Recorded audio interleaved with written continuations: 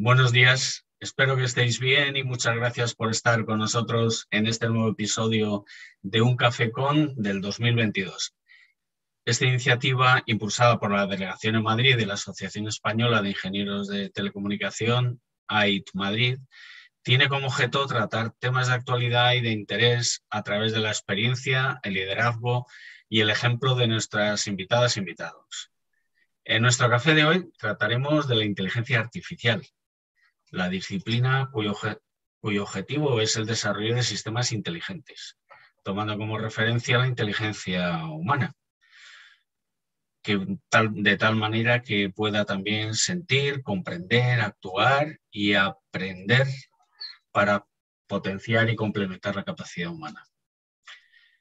A lo largo de la conversación trataremos de responder a preguntas como cómo nació la inteligencia artificial, también en España, quiénes son los principales actores, cuáles son los principales retos y oportunidades y qué estrategias cabría poner en marcha. Para ello no podíamos contar con nadie mejor que con quien lidera uno de los proyectos más ambiciosos y punteros a nivel mundial en inteligencia artificial en la actualidad. Desde su tierra natal, además, Alicante, recibimos a nuestra invitada Núria Oliver. Buenos días, Núria. Buenos días, es un placer estar aquí. Muy bien, pues muchas gracias por estar con nosotros. Espero que tengas tu café preparado Aquí lo tengo con para la tacita. que podamos disfrutarlos, aunque sea a la distancia, ¿verdad? Sí. Núria Oliver es ingeniera de telecomunicación por la Universidad Politécnica de Madrid y doctora en inteligencia artificial por el Instituto Tecnológico de Massachusetts. Cuenta con más de 25 años de experiencia investigadora, comenzando en los MIT Labs y en Microsoft Research. Además, ha sido la primera mujer en ocupar el puesto de directora científica en Telefónica I+D y directora de investigación en ciencias de datos en Vodafone a nivel mundial. Actualmente es cofundadora y directora de la Fundación ELIS Alicante, también vicepresidenta de ELIS Europa y asimismo comisionada por la Presidencia de la Generalitat Valenciana en Inteligencia Artificial y Ciencias de Datos en la lucha contra el COVID-19. Antes de comenzar con este diálogo, quiero solamente recordaros rápidamente que podéis enviar vuestras preguntas al email comunicación@aitm.es, de tal manera que serán respondidas las preguntas al final.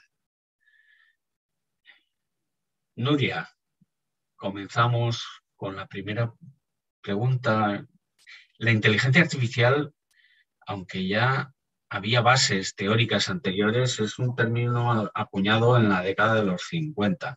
En concreto, en 1956, en la conferencia de Dartmouth, y que nos viene acompañando y desarrollándose hasta nuestros días. ¿Cómo definirías la inteligencia artificial? ¿En qué se diferencia de la informática convencional o de otras programaciones?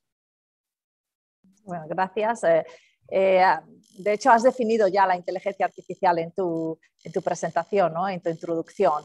La inteligencia artificial es una disciplina dentro de la informática o de la ingeniería que existe formalmente desde los años 50 y que tiene como objetivo el desarrollo de sistemas computacionales, es decir, sistemas no biológicos que sean inteligentes, tomando como referencia la inteligencia humana.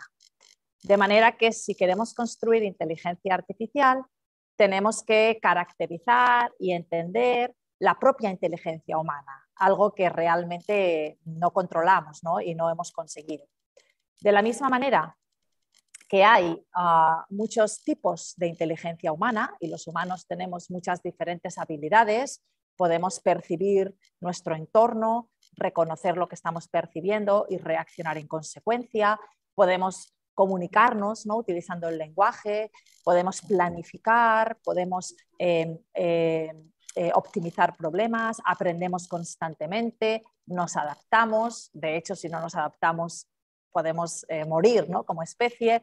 Tenemos inteligencia social, emocional, creativa, musical. Pues de la misma manera hay muchas áreas de conocimiento dentro de la inteligencia artificial que intentan replicar alguna de estas habilidades humanas. Por ejemplo, la línea dentro de la inteligencia artificial que intenta replicar la capacidad que tenemos los humanos para ver y reconocer lo que estamos viendo sería la visión por ordenador. El área dentro de la inteligencia artificial que intenta replicar la capacidad que tenemos para comunicarnos utilizando el lenguaje sería el reconocimiento automático del habla y el procesamiento del lenguaje natural, ¿no? Etcétera, etcétera. Muy bien, gracias por esta completa definición. Quizá sea anecdótico, pero coincidiendo con el 50 aniversario de aquella conferencia fundacional, se celebraron eventos singulares como el campus multidisciplinar de Albacete en 2006, al que asistieron expertos de todo el mundo, siendo el mayor evento de la época en lengua española. Supusieron aquellos eventos, también ocurrió algo similar, hubo algún otro en Estados Unidos, por supuesto, supusieron aquellos eventos una especie de refundación de la inteligencia artificial. ¿Qué estaba sucediendo a lo largo de esos años que antes no hubiera ocurrido? ¿Cómo fue el despegue? ¿Qué fue lo excepcional? Sí, la inteligencia artificial desde sus comienzos, en los años 50, ha vivido diferentes épocas de auge y diferentes épocas de declive en las que no se han cumplido unas expectativas muy grandes, ¿no?, que se habían creado, en lo que se conoce como los inviernos, ¿no?, de la inteligencia artificial. Sin embargo, desde el año 2006 se ha producido un despliegue y un crecimiento exponencial en el uso práctico de los sistemas de inteligencia artificial, hasta el punto de que hay autores como el profesor Andrew Ng de la Universidad de Stanford, ¿no?, que describen este momento histórico como una primavera perpetua, ¿no?, en la inteligencia artificial. ¿Y por qué? Pues porque desde el año 2006 aproximadamente se ha producido la confluencia de 3 factores que han impulsado de manera exponencial las técnicas de inteligencia artificial basadas en el aprendizaje a partir de datos. Históricamente, desde los comienzos de esta disciplina, ha habido 2 grandes escuelas de pensamiento. La primera escuela es la escuela simbólico-lógica o la escuela top-down. Y esta escuela parte de la idea de que los humanos tenemos mucho conocimiento y si queremos conseguir inteligencia artificial, deberíamos programar ese conocimiento en los ordenadores utilizando símbolos y luego utilizar reglas de lógica para derivar conocimiento nuevo a partir de ese conocimiento base. El ejemplo canónico de este acercamiento a la inteligencia artificial serían los sistemas expertos, que de hecho representaron la primera comercialización exitosa de la inteligencia artificial desde mediados de los 70 hasta los 90. La segunda escuela, que es la escuela a la que yo pertenezco, es la escuela bottom-up o la escuela conexionista.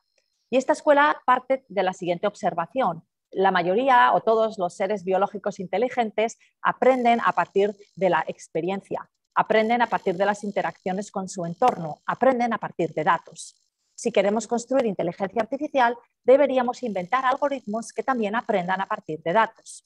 El ejemplo canónico de este acercamiento a la inteligencia artificial serían las redes neuronales, que existen desde los años 40. A partir del año 2006, como he comentado antes, se produjo la confluencia de 3 factores que impulsaron exponencialmente estas técnicas que están basadas en el aprendizaje a partir de datos. ¿Y cuáles son estos factores? Pues obviamente el primer factor son los datos. Como sabéis, vivimos en un mundo de Big Data, donde cada año o cada 2 años generamos más datos que en los 5.000 años anteriores en la historia de la humanidad. Estos datos en gran parte son generados por nosotros los humanos, por la gran ubicuidad, ¿no?, sobre todo de los dispositivos móviles que dejan esta huella digital, ¿no?, en todas nuestras interacciones con los servicios digitales, pero también son datos generados cada vez más por los dispositivos de IoT, ¿no?, todos los sensores que tenemos en el mundo físico, y también por la ciencia, ¿no?, donde cada vez se están generando más y más cantidades de datos. El segundo factor, además de los datos, es la disponibilidad de grandes capacidades de computación a bajo coste. Esto es gracias a la ley de Moore, que es una ley que definió a Andrew Moore, donde él observó que cada año o año y medio, por el mismo precio, se duplicaba la capacidad de computación.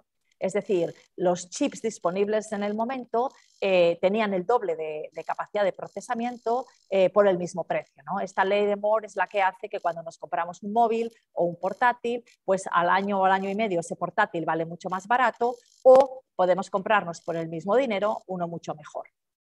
Tenemos grandes cantidades de datos, tenemos el acceso a grandes capacidades de computación necesarias para poder procesar todos esos datos y el tercer ingrediente es el desarrollo de técnicas de aprendizaje basadas en datos, inspiradas en las redes neuronales de los años 50, pero mucho más complejas, que se llaman redes neuronales profundas o aprendizaje profundo.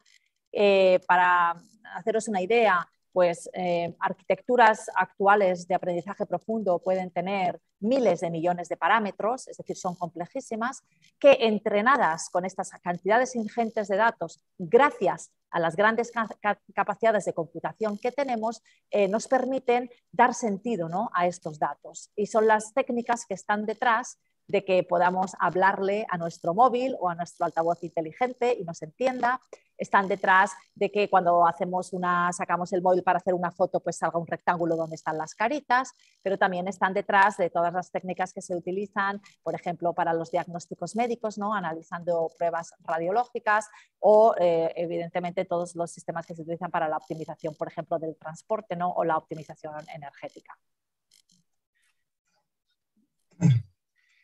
Se observa que en este nuevo impulso de la inteligencia artificial coincide en el tiempo con el gran crecimiento de las grandes compañías tecnológicas globales. ¿Es coincidencia o hay relación de causalidad entre ellos? ¿Qué parte atribuirías a la IA, el éxito y el valor económico de estas compañías? Sí, bueno, estas grandes compañías son compañías en su gran mayoría de inteligencia artificial. Son compañías que monetizan los datos. Ahora mismo el principal modelo de negocio en el contexto de todas las plataformas y servicios de Internet es la monetización de los datos a través de la publicidad personalizada, ¿no? Evidentemente no se puede tener publicidad personalizada si no se utilizan técnicas de inteligencia artificial para modelar los gustos de las personas y encontrar anuncios, ¿no?, que sean relevantes, pero más allá de esto, básicamente son compañías de datos que generan valor a partir de esos datos gracias a las técnicas de inteligencia artificial.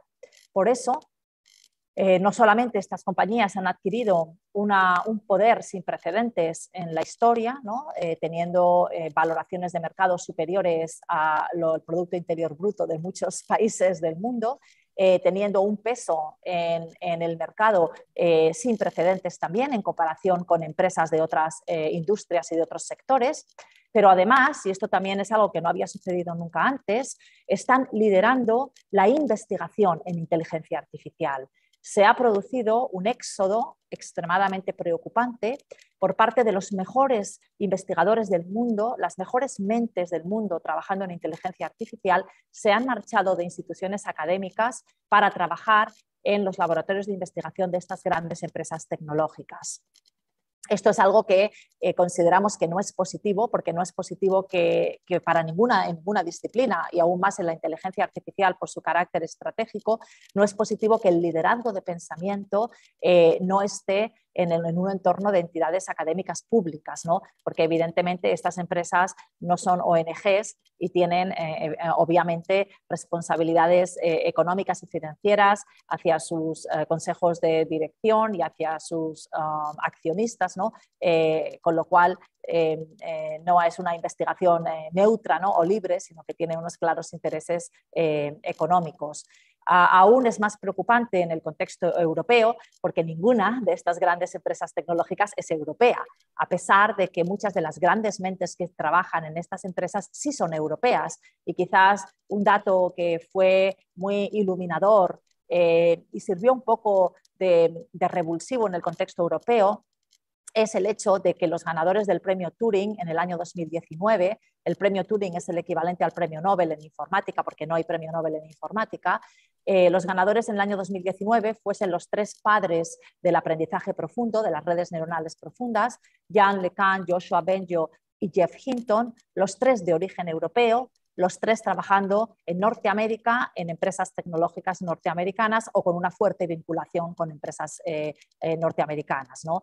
Esto, como europeos, pues debería darnos que pensar, ¿no? El hecho de que las grandes mentes europeas no estén contribuyendo a la soberanía tecnológica europea y no estén aquí en Europa. Y ese fue uno de los elementos que nos movió a crear ELIS, que se ve aquí atrás, de European Laboratory for Learning and Intelligence Systems, una asociación sin ánimo de lucro con el objetivo de conseguir atraer y retener a los mejores investigadores del mundo en inteligencia artificial a Europa para contribuir a la soberanía tecnológica europea en inteligencia artificial.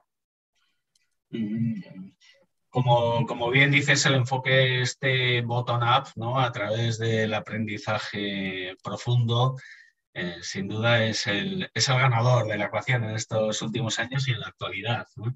¿Tiene esto que ver con que el mayor impacto de la inteligencia artificial que conocemos se encuentre en aplicaciones en ciencias sociales, el comportamiento humano, la biología, etcétera? Es decir, lugares en los cuales era la estadística la herramienta más extendida?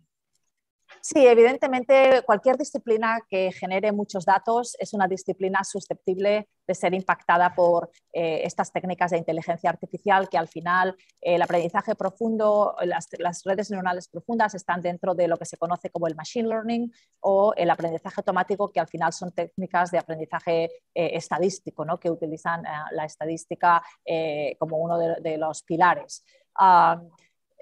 Lo que también es verdad es que cada vez más todas las disciplinas están generando muchos datos, porque cada vez más estamos digitalizando el mundo físico, ¿no?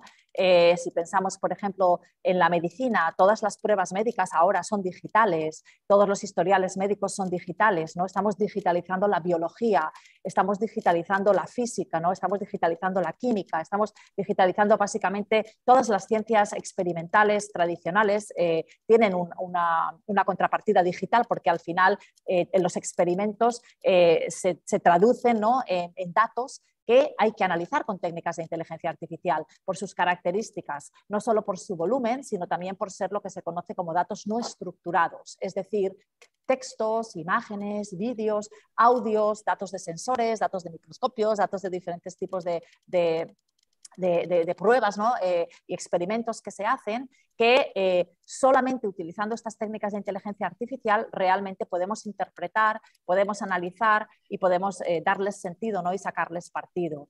Pero más allá del contexto más tradicional de ciencias experimentales, todas las disciplinas hoy en día se están digitalizando y yo creo que todas las disciplinas son susceptibles de ser impactadas por la inteligencia artificial, y por eso se dice que la inteligencia artificial es una disciplina transversal o una disciplina de propósito general, y por eso hay autores que equiparan el papel que está jugando la inteligencia artificial en la cuarta revolución industrial, en la que nos encontramos inmersos, con el papel que jugó la electricidad en la segunda revolución industrial, como este avance tecnológico transversal, transformador de todos los ámbitos de la sociedad.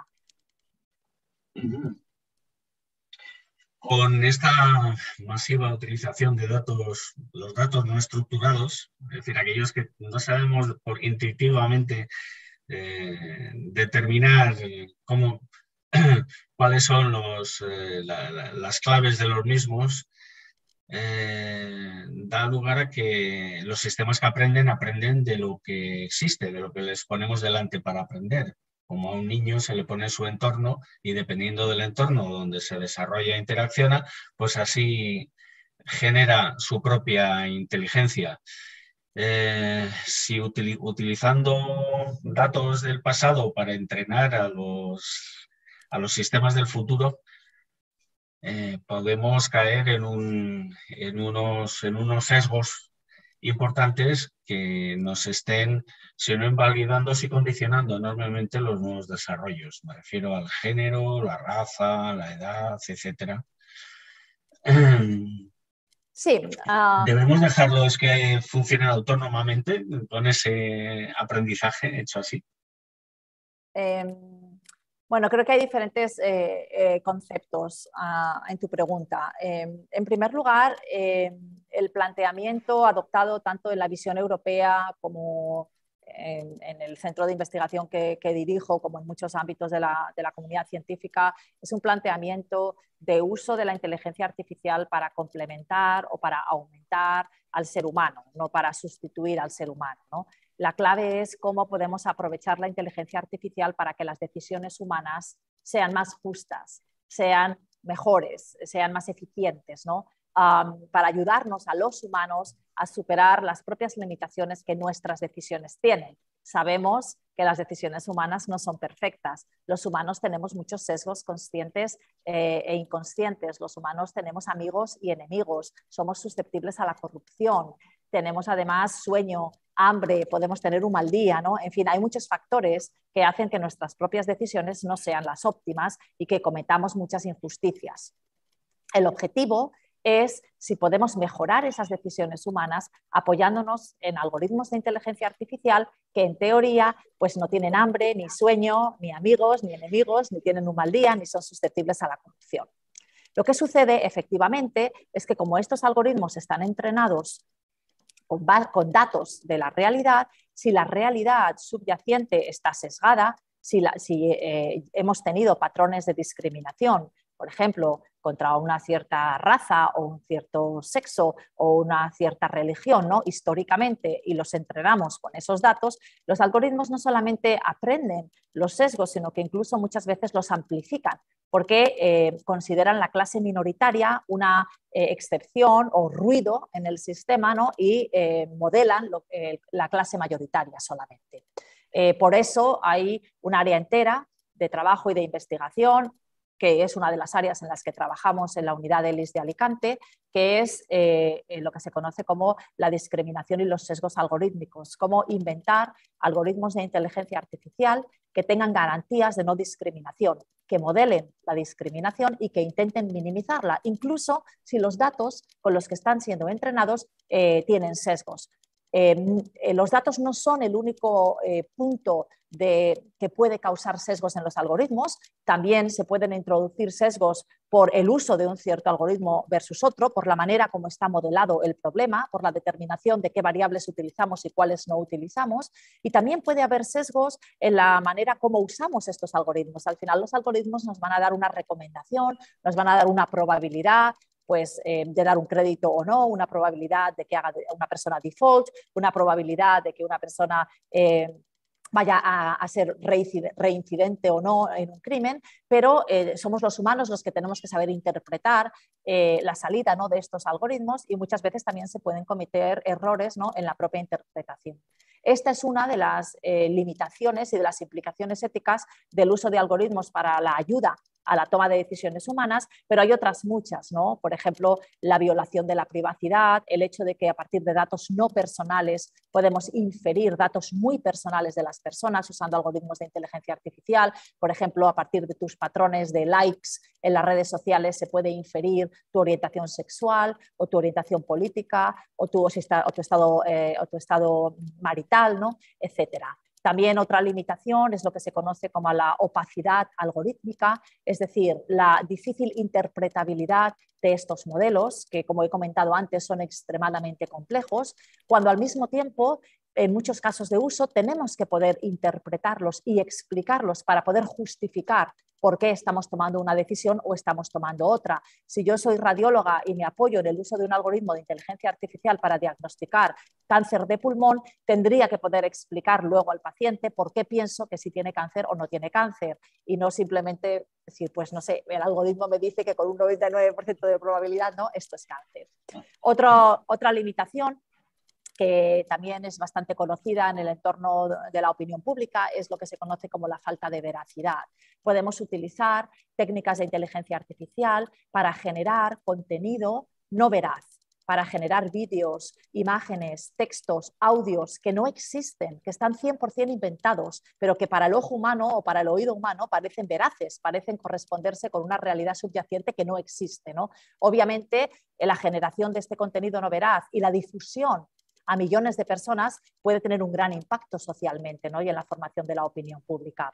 Otra limitación es la manipulación subliminal del comportamiento humano. No podemos olvidar que todos y todas interaccionamos con algoritmos de inteligencia artificial constantemente, porque estos algoritmos impregnan todos los servicios digitales que utilizamos en nuestro día a día. Son algoritmos de inteligencia artificial los que deciden qué noticias leemos, qué amigos tenemos, qué actualizaciones vemos de nuestros amigos, qué películas vemos, qué libros compramos, incluso ¿no? por dónde vamos. Estos algoritmos, por tanto, tienen mucho poder y como su objetivo es maximizar la cantidad de tiempo que pasamos usando esos servicios, porque se monetiza nuestra atención y se monetiza nuestros datos, en cierto sentido están manipulando subliminalmente nuestro comportamiento para engancharnos, ¿no? y tenernos usándolos el máximo de tiempo posible, independientemente de si eso es lo mejor o no para nosotros y para nuestro bienestar. Estas son algunas de las limitaciones que considero que es importante abordar y que forman parte de una de las 3 grandes líneas de investigación de la unidad ELIS de Alicante que hemos creado. Muy bien, pues cuéntanos, por favor, qué cosas hacéis, qué objetivos tenéis en ELIS. Sí, como he comentado antes, ELIS significa The European Laboratory for Learning and Intelligent Systems y es una asociación europea sin ánimo de lucro con base en Alemania que fue creada en el 2019 para contribuir, como he dicho antes, a la soberanía tecnológica europea en inteligencia artificial ante la gran debilidad que tiene Europa frente a Norteamérica y a China. El foco de ELIS es el talento investigador excelente. Es que las grandes mentes, europeas o no, consigan venir a Europa y quedarse en Europa para contribuir con sus invenciones y con sus descubrimientos a esta soberanía tecnológica europea. ELIS ha lanzado muchas acciones desde que existe para cumplir esta misión y una de ellas es el lanzamiento de lo que se conoce como unidades ELIS, donde una unidad ELIS es un grupo excelente de investigación que supera unos criterios de excelencia científica, pero que además se compromete a cumplir con unas condiciones marco definidas por ELIS, cuyo objetivo es crear un entorno de trabajo que sea lo suficientemente competitivo como para atraer a este talento excelente, porque no podemos olvidar que este talento es el talento que tiene muchas ofertas de trabajo muy atractivas y que tenemos que poder competir con esas ofertas. Para ello tenemos que poder ofrecer salarios competitivos a nivel internacional, tenemos que ofrecer entornos no burocráticos, donde no haya una carga docente, donde se tenga libertad intelectual para investigar, donde haya mucha facilidad para crear startups, para colaborar con empresas u otras instituciones, en fin, superar las muchas barreras que existen en Europa, ¿no? para hacer investigación. En este contexto, con el apoyo inicial de la Generalitat Valenciana, hice una propuesta para la creación de una unidad ELIS en Alicante que fue evaluada positivamente por ELIS Europa y que representa la primera y la única unidad ELIS que hay en España ahora mismo, conectada con otras 33 unidades ELIS que están en la auténtica élite investigadora europea: Oxford, Cambridge, el Tecnológico de Zúrich, el Politécnico de Lausanne, institutos Max Planck. La unidad ELIS de Alicante es singular, además, porque es la única unidad que es una fundación privada sin ánimo de lucro y además tiene una temática clara, que es el uso de la inteligencia artificial para el bien social. Por eso se llama el Instituto de Inteligencia Artificial centrada en la humanidad. Tenemos un modelo de financiación público-privada con una financiación basal pública de la Generalitat Valenciana que tenemos que complementar con financiación privada porque somos una fundación privada. Por eso tenemos un programa de colaboración con empresas y de mecenazgo para poder tener un equilibrio, ¿no? entre la financiación pública y la financiación privada, algo que también es disruptivo y singular en nuestro país, donde no hay una gran cultura de financiación privada a la investigación, ¿no? frente a las grandes potencias mundiales investigadoras como Estados Unidos, donde sí existe esta cultura, ¿no? y esta mentalidad de tener partnerships que sean público-privados. En ELIS Alicante, dentro del objetivo de tener impacto social positivo en la inteligencia artificial, trabajamos en 3 grandes áreas. La primera ya la he descrito, es el área de todas las implicaciones éticas y las limitaciones de los sistemas de inteligencia artificial. La segunda línea es el modelado computacional del comportamiento humano con el objetivo de tener impacto social positivo. En esta línea, quizás el trabajo más importante que hemos hecho, bueno, no lo he comentado, la fundación es muy nueva, arrancó físicamente en octubre del 21, llevamos menos de 6 meses y formalmente arrancó en el verano del 2020, pero estábamos en medio de una pandemia, ¿no? A pesar de estar en medio de una pandemia, sí que hicimos trabajo de investigación que fue precisamente en el uso de la inteligencia artificial y los datos para ayudar en la lucha contra la pandemia. Y la verdad es que conseguimos un gran impacto tanto a nivel de ayuda a Presidencia de la Generalitat Valenciana en la toma de las decisiones como impacto mundial. Nuestros modelos de inteligencia artificial para predecir el número de casos de coronavirus en el mundo fueron los ganadores de la competición mundial X-Prize Pandemic Response Challenge, algo que no había sucedido antes, ¿no? Que un equipo español ganase una competición X-Prize. También lanzamos una gran encuesta ciudadana de la que quizás habéis oído hablar, que se llama COVID-19 Impact Survey, que tiene más de 720.000 respuestas y que semana tras semana, desde marzo del 2020, nos ha permitido entender la situación y la percepción de la ciudadanía durante la pandemia. Y la última línea de trabajo de estas 3 líneas es el desarrollo de lo que se conoce como sistemas inteligentes interactivos. Inventar sistemas inteligentes, la mayoría de ellos en los móviles, que utilicen inteligencia artificial para ayudar a las personas. Por ejemplo, pues que nos ayuden a cambiar comportamientos que queremos cambiar o hacer asistentes personales que realmente nos ayuden, ¿no? Y sean inteligentes. Evidentemente hay muchísima investigación detrás para conseguir esto y esta es la última línea de investigación en la Fundación. Estamos basados físicamente en el campus de la Universidad de Alicante, tenemos muchos vínculos con la universidad, nuestros estudiantes de doctorado están matriculados en la universidad, pero hacen el doctorado en la Fundación. Y bueno, os invito a todos a que miréis nuestra página de web y bueno, si os interesa colaborar, pues me escribáis después de este café para explorar posibles oportunidades de colaboración. Estupendo, enhorabuena por esa gran labor que estáis haciendo y el éxito que sin duda ya tenéis conseguido. Aquí, modestamente, desde AIM Madrid hemos estado siguiendo esas encuestas y hemos procurado difundirlas también en otros territorios, muchas ¿no? gracias. En nuestro ámbito, sobre todo en la Comunidad de Madrid, pero también en las redes. Sí, yo creo que es muy importante, perdona que no lo he dicho, pero el éxito de la encuesta en gran parte es gracias a la labor de todos y todas, ¿no? Hay muchísimas asociaciones como vosotros, instituciones, personas individuales que semana tras semana han difundido nuestra encuesta, la han rellenado. Si tenemos tantas respuestas es porque ha habido 720.000 personas que han contestado, ¿no? La encuesta y que colectivamente pues, nos han permitido entender cómo esta pandemia nos ha impactado y nos está impactando, ¿no? Entonces ya quería también aprovechar para agradeceros a todos y a todas vuestra colaboración y vuestra generosidad contestando la encuesta.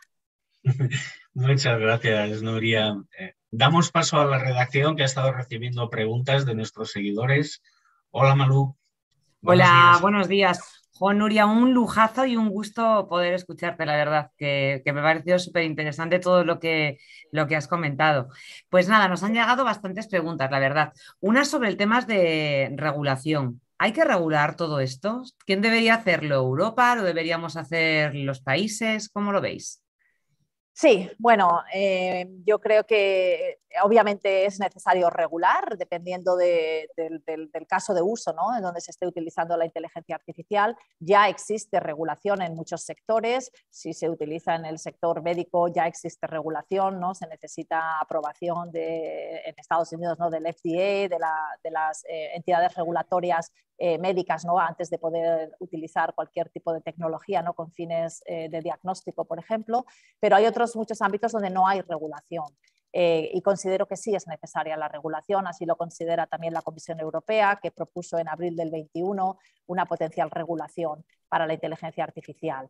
Es muy difícil hacer una regulación que sea inteligente, que sea duradera en el tiempo y que sea aceleradora de la innovación en la dirección en la que queremos ir, ¿no? La regulación, una mala regulación siempre se convierte en un lastre, ¿no? Y en una carga que puede ser incluso pues, un gran freno de la innovación, pero una buena regulación que ofrezca un marco de seguridad a las empresas es positiva porque sabes las reglas del juego, sabes lo que puedes hacer y lo que no puedes hacer. Y además si es una regulación que incentive la dirección a la que queremos ir, pues puede ser una regulación muy positiva para la sociedad, ¿no? Que puede acelerar el invertir en investigación y en innovación y en el despliegue de técnicas y de usos de la inteligencia artificial para el bien social, ¿no? Que tienen un impacto social positivo. Obviamente yo no soy reguladora, no soy experta en regulación, creo que es una tarea difícil. El acercamiento que ha elegido la Comisión Europea es un acercamiento basado en una definición del riesgo, en función del riesgo que una entidad regulatoria externa, neutra, supuestamente, dictamine, los sistemas de inteligencia artificial estarían sujetos a una regulación más o menos estricta que varía desde estar prohibidos. Por ejemplo, sistemas de inteligencia artificial con fines de biometría estarían prohibidos, a tener una regulación muy mínima en los casos de uso donde esta entidad definidora del riesgo decida que no hay riesgo. Claro, todo esto teóricamente es relativamente entendible, pero luego cuando miras el detalle de la práctica realmente es muy complejo, incluso definir qué es un sistema de inteligencia artificial, porque hoy en día los sistemas que utilizamos son tan complejos, tienen tantos módulos, tienen tantos componentes, algunos tendrán inteligencia artificial, otros no, además el software está vivo, está siendo actualizado constantemente.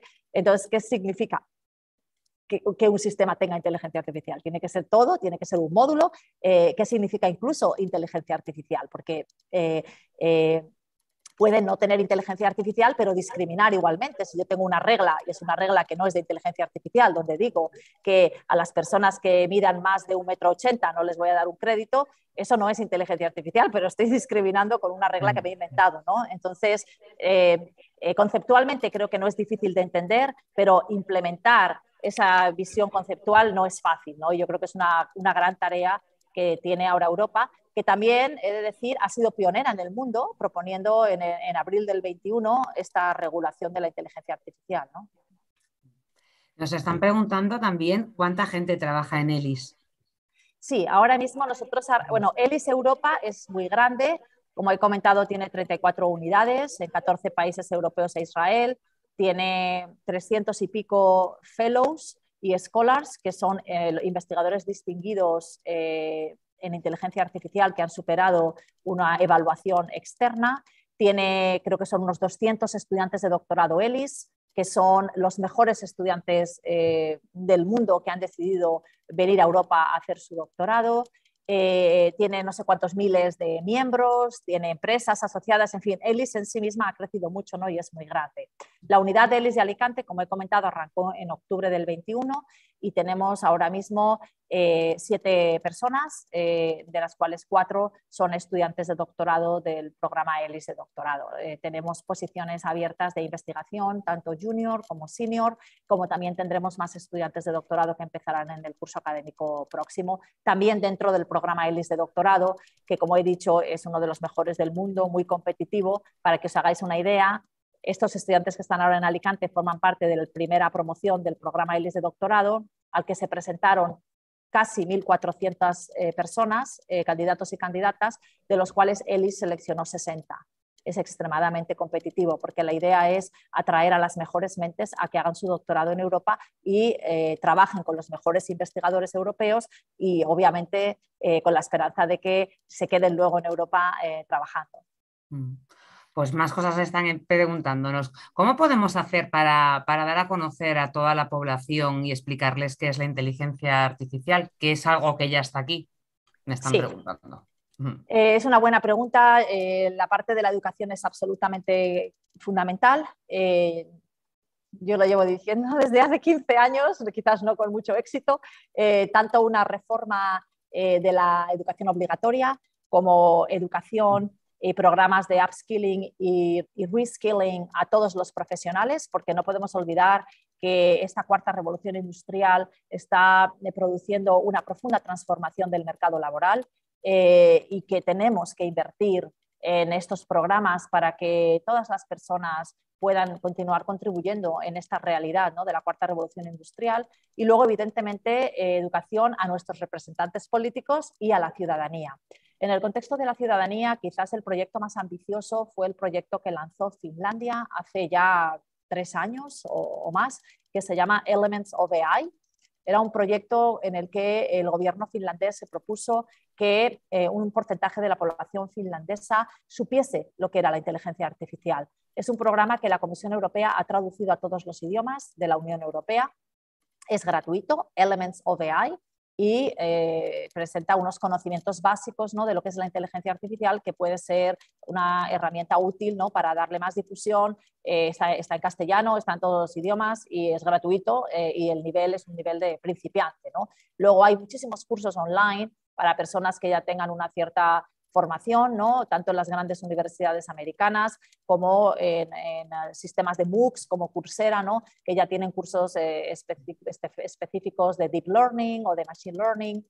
Yo escribí un librito muy sencillo basado en mi discurso de toma de posesión en la Real Academia de Ingeniería, que se llama Inteligencia Artificial Naturalmente, que es gratuito, en versión digital, y que es muy barato, no sé si vale 3 o 4 euros en la página de web del Ministerio de Economía, en la librería del Ministerio de Economía, y que cuenta también conceptos básicos sobre la inteligencia artificial, aunque está contado desde la perspectiva de un discurso de la Real Academia de Ingeniería. Entonces también cuento un poco mi vida, que no es tan relevante, yo creo, para nadie, pero quisieron incluir ese capítulo también en el libro.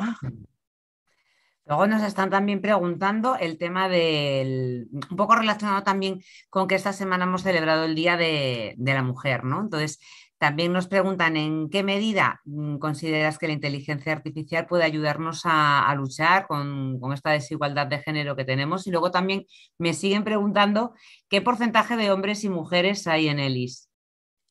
En ELIS tenemos un 56% de mujeres, que es algo totalmente insólito. Y que no es casual. Soy una firme creyente en la diversidad, pero desgraciadamente en inteligencia artificial el porcentaje de chicas expertas en inteligencia artificial que tienen un doctorado en inteligencia artificial no debe de superar el 12%, porque las facultades de informática ahora mismo en los países occidentales, en España en particular, estamos alrededor de un 12%, y si tenemos que tener en cuenta que de todas las que estudien informática tienes que contar un cierto porcentaje que no va a hacer un doctorado, ¿no? Y luego dentro de la informática la inteligencia artificial es un campo concreto, ¿no? Pues realmente estamos hablando de porcentajes muy bajos. Esta falta de diversidad es obviamente no deseable por muchos motivos, ¿no? Tanto a nivel social como incluso a nivel económico, ¿no? Sabemos que cualquier disciplina que no tiene diversidad es una disciplina empobrecida, es una disciplina que tiene mucha menos capacidad innovadora y que genera soluciones mucho menos inclusivas. Y luego hay otra dimensión en la inteligencia artificial, que es la dimensión de la diversidad como una de las áreas en las que tenemos que trabajar. Diversidad algorítmica, porque los algoritmos de inteligencia artificial muchas veces adolecen de una falta de diversidad, tienden a encasillarnos en ciertos estereotipos, ¿no? Por ejemplo, si yo veo muchas películas de terror, pues ya solo me recomiendan películas de terror. Si yo leo artículos de noticias de una cierta orientación política, pues ya solo me recomiendan artículos de esa orientación política, ¿no? Estos sistemas de recomendación que intentan modelar nuestros gustos, pero que lo llevan a este extremo, lo que generan son estos filtros burbuja que dan lugar a las llamadas cámaras de resonancia, que es este fenómeno en el que cada uno de nosotros y nosotras tenemos una visión distinta de la realidad porque solamente estamos expuestos a contenido que refuerza nuestras propias creencias, ¿no? Para combatir la creación de estas cámaras de resonancia, que en parte se piensa pueden ser uno de los causas de la polarización en la sociedad, existe una disciplina entera, que es la disciplina de la diversidad en los algoritmos, para incluir en la propia función de optimización del algoritmo un componente de diversidad y evitar así que caiga en estos local minimum, ¿no? en estos mínimos de la función donde explotan todo el tiempo ese conocimiento que tienen de nosotros, pero no nos abren, ¿no? los horizontes, sino que aún nos los cierran más. Entonces, la diversidad tiene tanto el componente de la falta de diversidad algorítmica como el componente de la falta de diversidad en la propia disciplina, que en parte contribuye a que las soluciones de inteligencia artificial tampoco sean diversas, ¿no? Cuando hemos comentado el tema de los sesgos y la discriminación algorítmica y hemos hablado, ¿no?, de que parte del problema venía de los datos, pero he dicho también puede ser por cómo se diseñen los algoritmos o cómo se utilicen estos algoritmos. Esa parte de diseño y de uso de los algoritmos, sabemos que si los equipos no son diversos, va a haber más probabilidad de que esos algoritmos discriminen que si los equipos son diversos. Muy bien, tenemos que ir terminando este interesantísimo diálogo. Pues yo me quedo con preguntas. Sí, la manera que tendremos de resolverlas será, por supuesto, respondiendo offline a todos los que nos las han emitido. Y Nuria, con tu permiso, pues te pasaremos aquellas que nos parezca que debieras de responder tú en tu equipo, para que no quede nada en el aire, ninguna pregunta sin responder. Un apunte: recordemos que este CaféCon podrá verse también en cualquier momento desde el canal de YouTube y de nuestra página web de la AIT Madrid. ¿De acuerdo? Muchísimas gracias, Nuria Oliver, por acompañarnos, y muchísimas gracias a todos los que habéis estado conectados. Recordar que en el email comunicación@aitm.es podéis enviar vuestras sugerencias de temas que queréis que se traten en futuros Cafés Con. Hasta pronto. Gracias, muchas gracias. Nos despedimos aquí con Buen este fin de café. semana. Muchas gracias, Nuria. Chao, un placer. Gracias. Gracias. Chao. Adiós.